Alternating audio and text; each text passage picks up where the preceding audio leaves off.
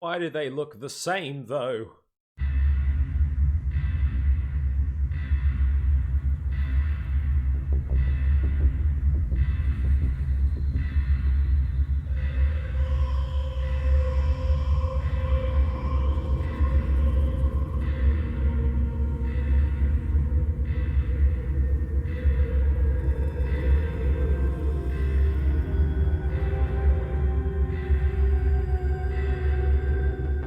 Remedy Entertainment came from the demo scene in Finland around 1995. They created the vehicular combat game named Death Rally, and it was successful enough for them to start making a new game, originally titled Dark Justice, a shooter, pulling thematically from film noir and the films of John Woo. In 2001, this game would release under a new name and create a new icon in the industry. Dispatcher, need additional units. Additional units now. Officer in danger. Officer in danger. 10-5, please repeat. 10-5, all units, emergency. Officer in danger, Acer Plaza, repeat. Acer Plaza, all units. They were all dead. The final gunshot was an exclamation mark to everything that had led to this point. I released my finger from the trigger, and then it was over. Max Payne is a hard-boiled detective, fighting against mobs and drug dealers on the streets of New York City, trying to avenge the death of his wife and child. And overall, I feel even at this early stage, Remedy are masters at committing to their tone and atmosphere. The streets are moody and dark. You always feel like you're running deeper and deeper into the underbelly of the city. Through the whole game, you hear the inner monologue of Max brought to life by the incredible vocals of James McCaffrey. And of course, the incredible mug of Max Payne is brought to you by the writer of the game, Sam Lake, who to this day is still the creative director at Remedy. Through this, you see the incredibly charming presentation of the game, which, considering the budgetary constraints that the game had, I find the graphic novel style cutscenes really endearing. The truth split my skull open, a glaring green light washing the lies away. All of my past was just fragmented still shots, words hanging in the air like balloons. I was in a graphic novel, funny as hell. It was the most horrible thing I could think of. Now, the gameplay of Max Payne is also an example of Remedy fully committing to the experience they are trying to create. It perfectly executes the John Woo style action. All the weapons feel great, and with the added bonus of bullet time, it adds a stylish touch to the whole thing. This adds not only to the game feeling very cinematic in its cutscenes, but also in its gameplay. The truth was a burning green crack through my brain, weapon statistics hanging in the air glimpsed out of the corner of my eye, endless repetition of the act of shooting, time slowing down to show off my moves, the paranoid feel of someone controlling my every step. I was in a computer game. Funny as hell, it was the most horrible thing I could think of. The game comes together with a slick yet quirky presentation, but underneath the surface is a darker, more mysterious game with surreal qualities. In the nightmare scenes of Max descending further and further into the mind of a broken man with some truly horrifying imagery, which to this day has left quite an impression on me. And overall, the game was a massive success, garnering huge sales, and eventually the IP of Max Payne was bought by Rockstar. Remedy had a chance to make a sequel to Max Payne, and it would be their last Max Payne game. And they went out with a bang. The graphics have improved immensely, the gameplay feels so much smoother, and in terms of world building, they even added these cute little TV shows you can watch. No! Oh, don't, no, God, Sharon, baby! No! Even changing up the environments, with my favorite section of the game being this rundown funhouse. It perfectly reflects the dark comic book world Max has found himself in.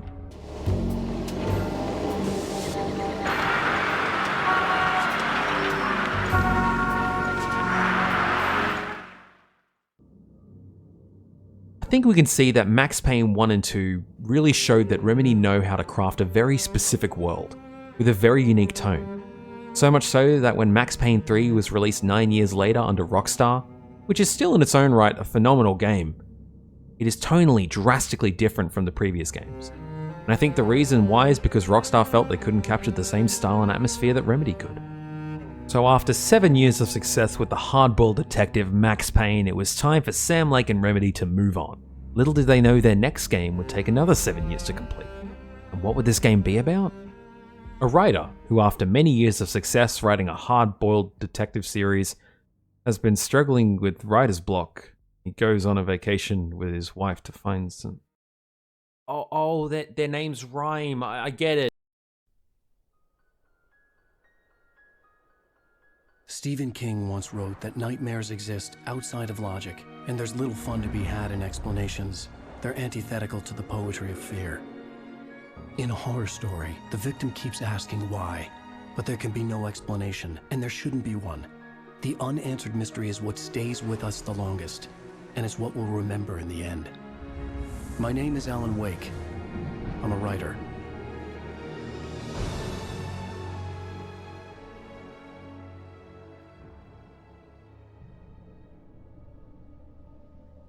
A journey through the night begins with the titular character heading for a lighthouse in the middle of the woods. This time, Remedy has swapped out the aesthetics of film noir and John Woo with that of Stephen King and Twin Peaks, and likewise, the dangers Alan has to face are far more supernatural than what Max Payne experienced. Enemies in this game can't be taken down with guns, as they are figures covered in shadow, and to fight the darkness, you need the light. The way Remedy blends the use of light into the combat feels very in line with the cinematic action they do so well, using the light as a weapon with flashlights, flashbangs, and flare guns.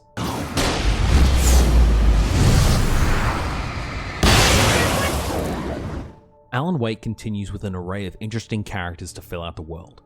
Barry Wheeler as Alan's literary agent. Hey, nobody move! Get your hands off of my client! Who are you? I'm Barry Wheeler, his agent. Definitely serving as some comic relief. On the surface, he might appear to only care about Alan for monetary reasons, but by the end of the story, it's clear that he really cares for Alan as a true friend. Other fun characters are like the Anderson brothers, Thor and Odin, members of the 70s rock band The Old Gods of Asgard, who are definitely not in the prime of their careers anymore. Do me a favor, Sonny. I could really use a tune right now. Coconut, number 6 in the jukebox. But the use of their music in the game is used especially well, with The Poet and the Muse being one of my favorite songs from the soundtrack. And then there's Emil Hartman. This guy is a fucking asshole.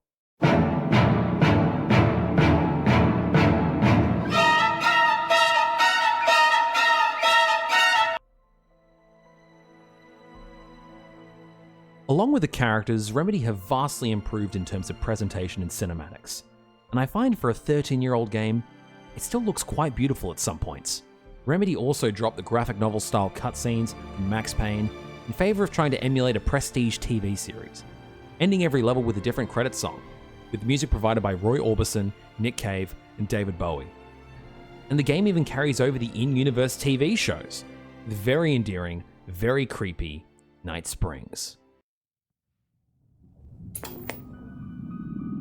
Science. It bestows immortality on those who advance it to elevate all of mankind. Newton, Einstein, Sagan, princes among men. But the price for such a legacy is steep indeed.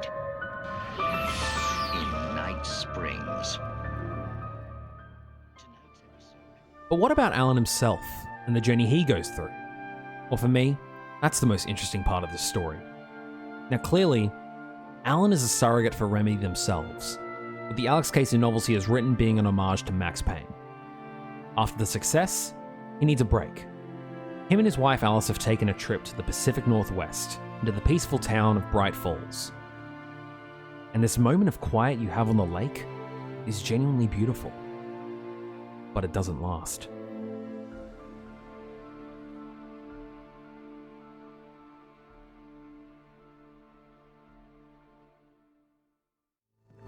Alice? Alice?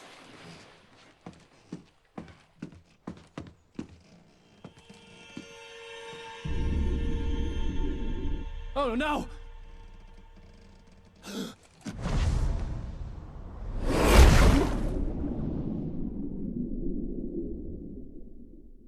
Keep going, Alan. Wake up.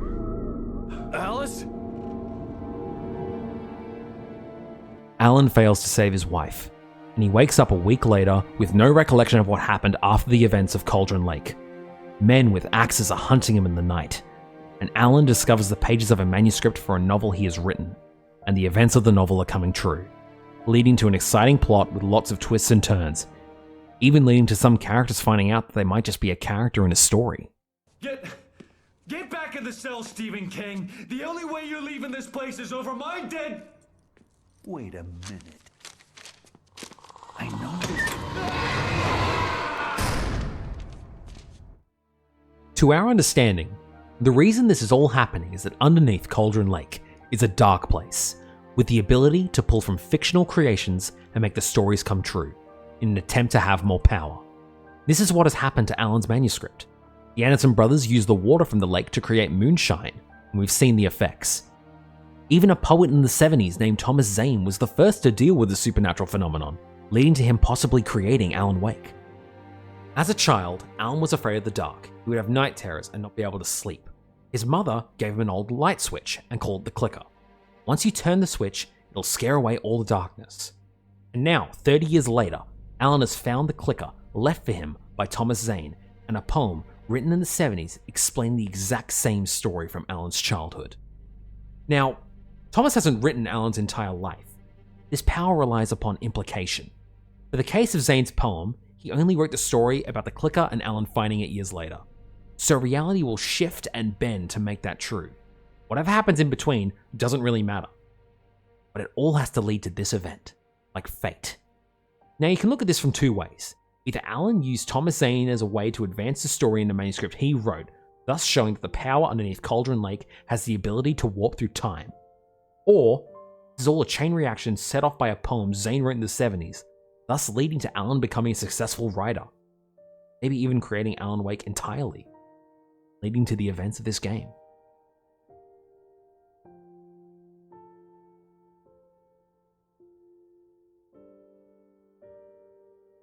Alan Wake is a crazy and weird and such a unique experience that has a very special place in the hearts of many. We all fell in love with the bizarre story wrapped in that classic Remedy experience, with all the quirks and charm that make it feel so special. It's clear that everyone at Remedy cared so much about making this the best experience possible, with Sam Lake as the creative lead, Ilka Villi as the model, and Matthew Peretta as the voice of Alan Wake. And by the end of the story, Alan has managed to save his wife and hold back the darkness from completely taking over and consuming the world. But at a cost. Like Thomas Zane, Alan is now stuck in the dark place with seemingly no way to get out. But there could be a way. A new manuscript. Try and help Alan escape from the place he is stuck in. A return will lead to Alan Wake's escape. He will soon find a way out.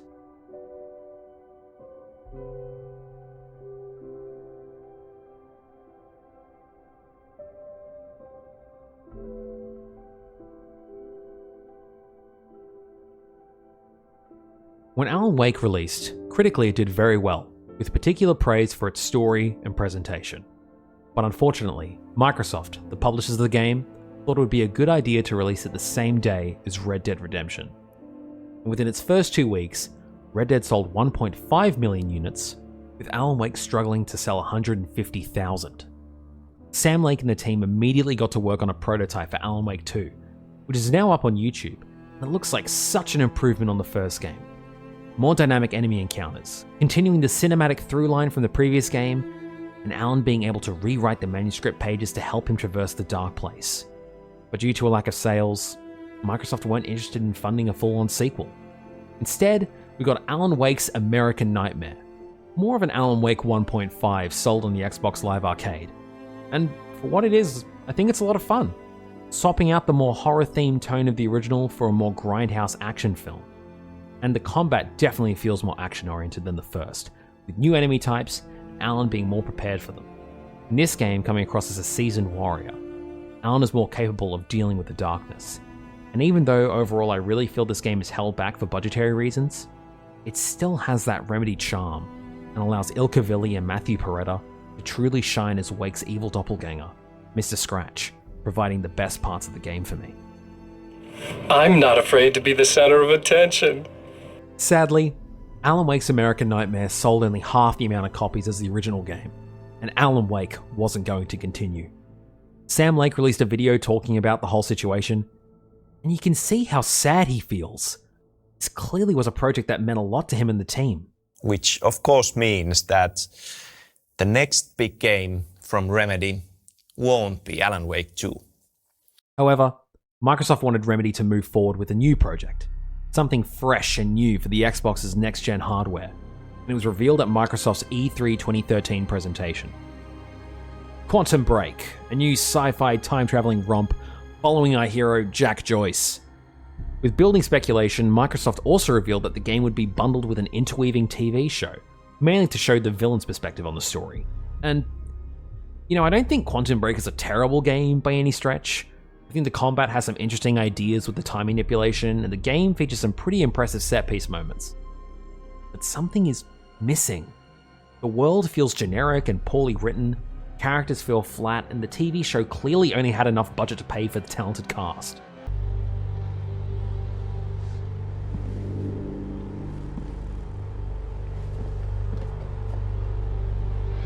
Do I look threatened to you?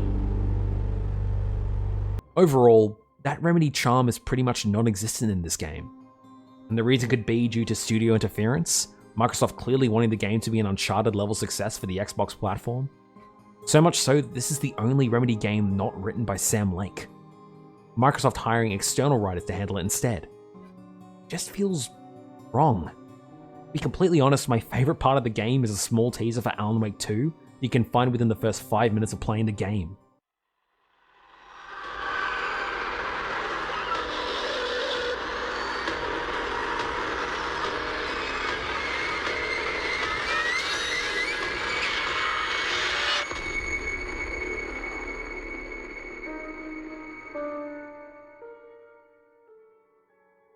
After the mild reception to Quantum Break, Remedy and Microsoft parted ways, which was honestly for the best. So now they were on their own. Remedy had to do something to get back on the right foot. Something drastic, strange, and bizarre.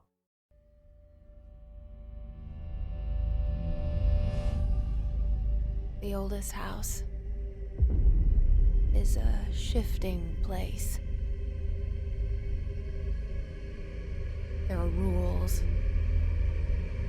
and rituals. You can keep traveling deeper.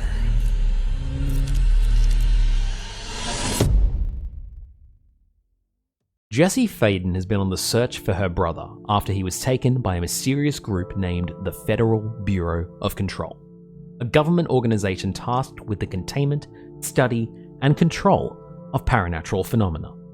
This time, Remedy have taken influence from the X-Files and the internet phenomenon known as the SCP Foundation, a website where anyone can upload short horror stories in the style of a government file, and you can see the clear influence in the hundreds upon hundreds of files you can find in Control, full of half-redacted pages, which honestly leads to the game's sense of humor and horror at the same time. Using these files, you'll learn about the world of Control and how this department is trying to normalize all the paranatural goings-on. For example, the oldest house, the headquarters of the FBC. It's a shifting place with no real sense of logic. It exists outside the bounds of our reality. Sometimes entire departments will go missing for a week. Exploring all the different sectors like the Rituals Division with luck and probability officers, and the Panopticon, a place to keep currently active paranatural objects under surveillance, and discovering the leftover tapes of Dr. Casper Darling, explaining all the different aspects of the oldest house. They pulled the cord and were instantly transported to the Ocean View Motel and Casino.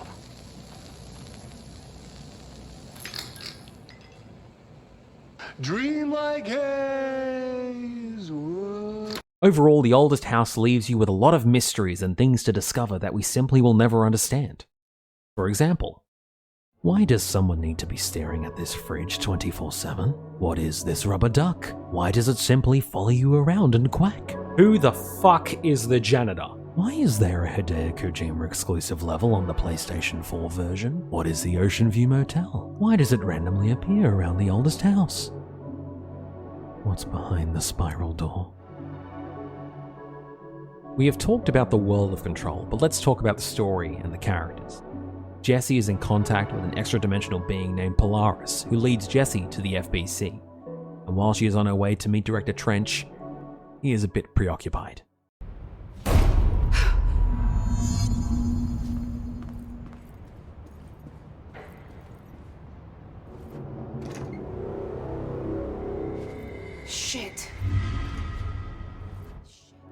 After finding out what is left of Trench, Jesse is pulled to pick up the service weapon.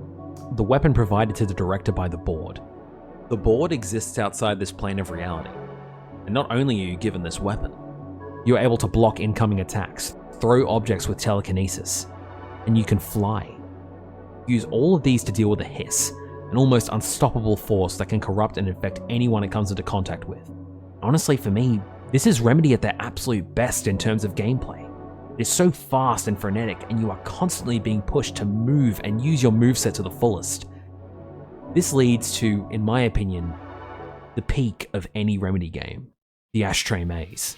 An excellent example of Remedy pulling from all of the best aspects of their previous games.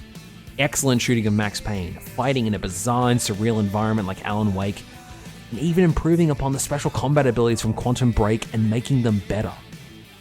All of this to the heavy metal rock song Take Control by the Old Gods of Asgard. What the fuck are you doing in this game?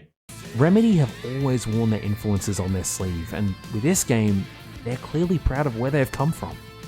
Bringing back former Remedy heroes as side characters. The voice of Max Payne is Trench, and the voice of Alan Wake is Darling. And I'm glad to say that Control was a huge success for Remedy, winning multiple awards and becoming their best-selling game since Max Payne. And they didn't.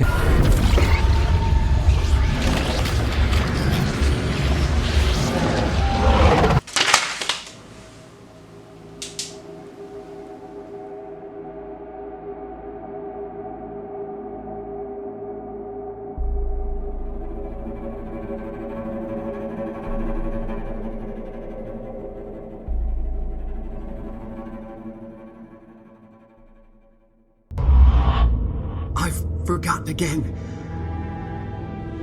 I had a plan. I know it. I've forgotten.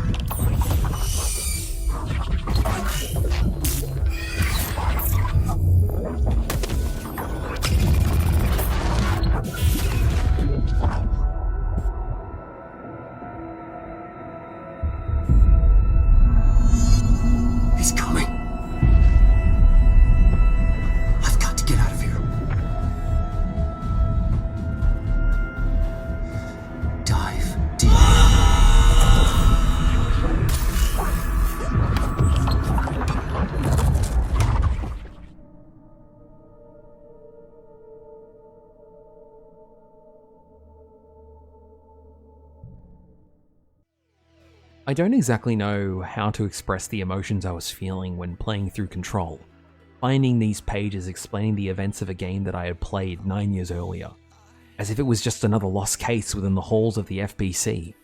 Having Alan Wake take place within the same universe as Control makes every case file, every audio log, more important. Any of these cases can be a huge cosmic event, just like Alan Wake. Using Control as a base to now expand your world, the Remedy-connected universe truly feels endless, with almost unlimited possibilities, and even leading to a continuation of the story of Alan Wake through the expansion AWE.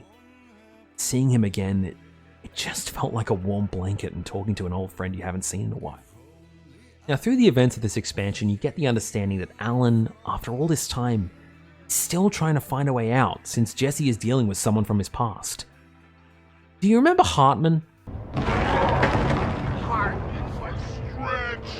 What is that? Devour my ugly darkness. Come on, elevator, time to go.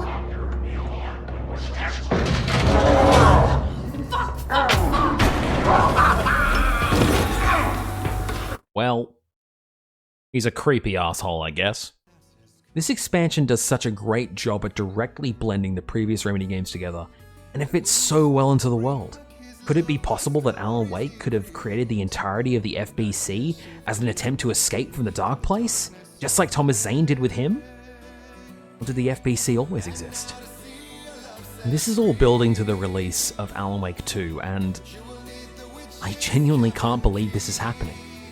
After the lackluster release of Quantum Break, I gave up hope on ever seeing an end to this story. The fact that after all this time, it is finally happening, it shows that Sam Lake and the team at Remedy, fighting and struggling for 13 years to get this game made, are just like Alan Wake, fighting and struggling in the dark place. We have been waiting. We are all on Alan Wake's journey. Through all the behind-the-scenes footage of Alan Wake 2, you can see the level of effort and passion across the board for this game. They are still keeping their unique Remedy style. What makes Max Payne, Alan Wake, and Control feel special. It's been a long journey to get here. I'm so happy that we are getting this version of Alan Wake 2. I can't wait.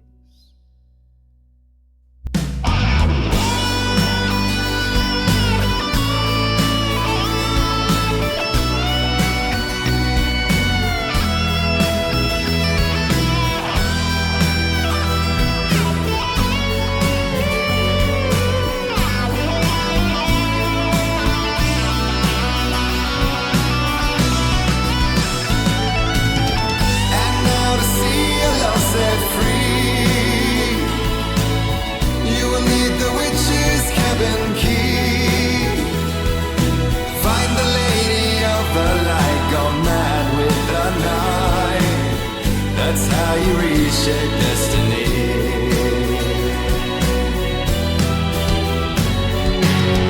And now to see your love set free,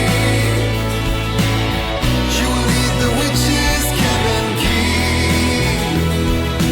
Find the lady of the light still raving in the night.